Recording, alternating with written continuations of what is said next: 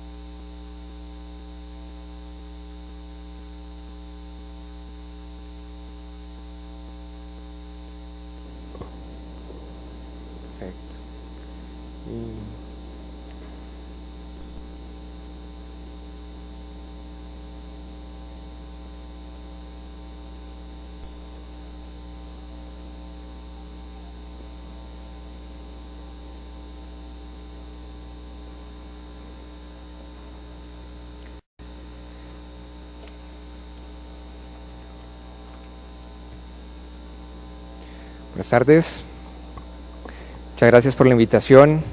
Entiendo el frío, estamos a puertas de salir a almorzar, no me va a demorar mucho.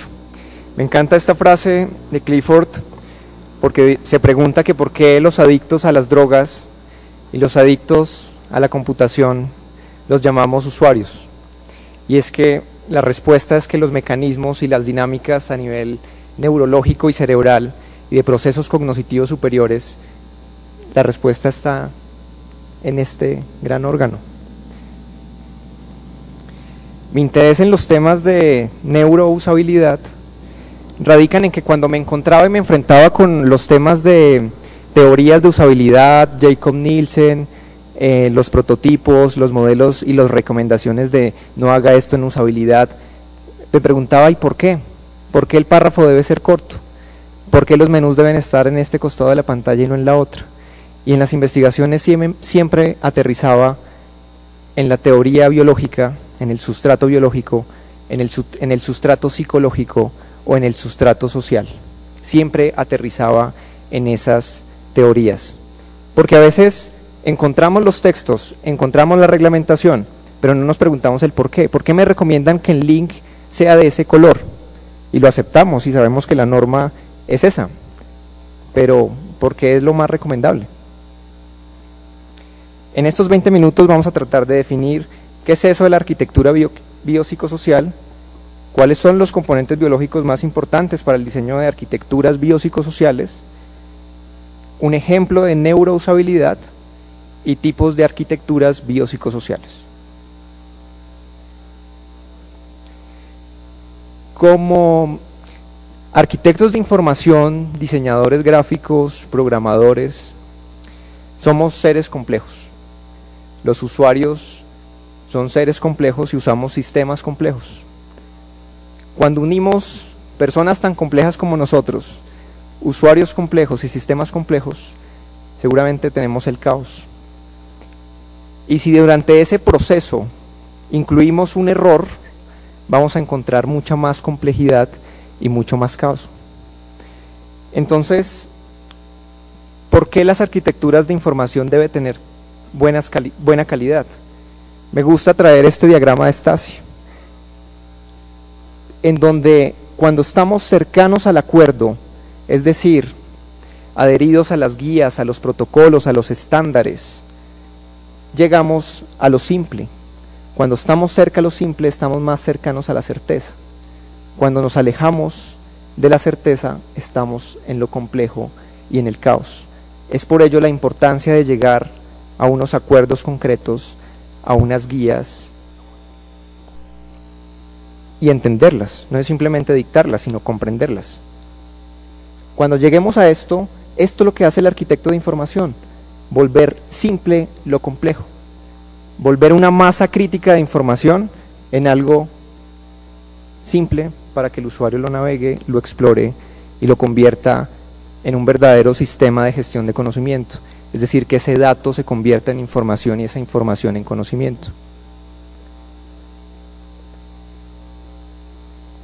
Por el poco tiempo que tenemos, este es el modelo a grandes rasgos biopsicosocial, y es un enfoque para la construcción de arquitecturas de información y usabilidad en donde tiene en cuenta el factor biológico, el psicológico y los factores sociales.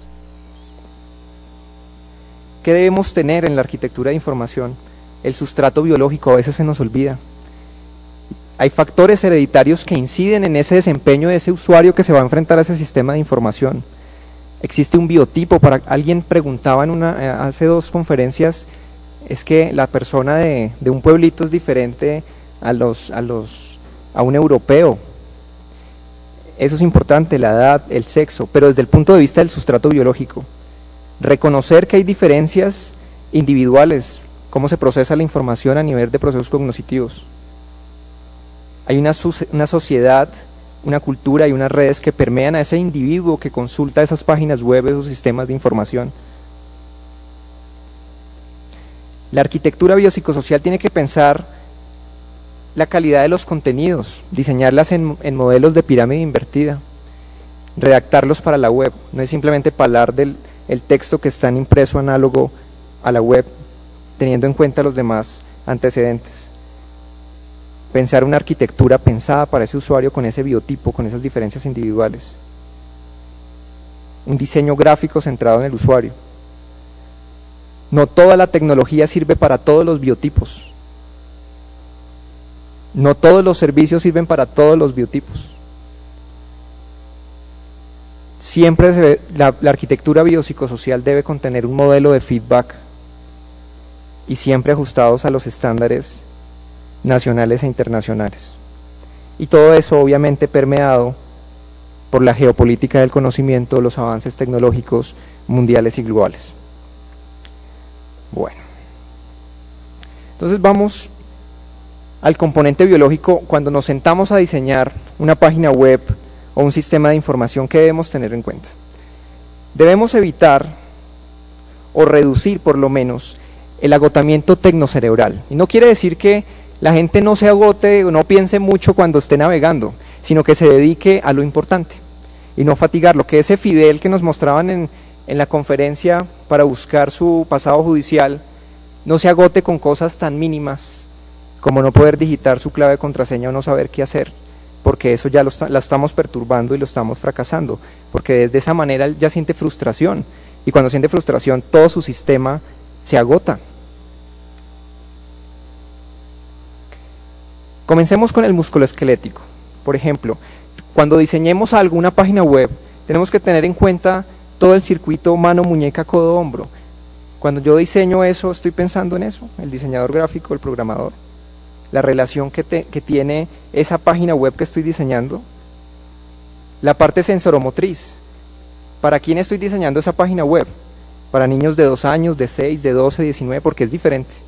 A un niño de 2 años le pongo un link de ver glosario aquí, y el aquí es el enlace. Seguramente no le va a poder pinchar o dar clic con mayor facilidad porque su motricidad fina no está todavía ajustada. Ese es el argumento de por qué uno no debería usar ese tipo de links.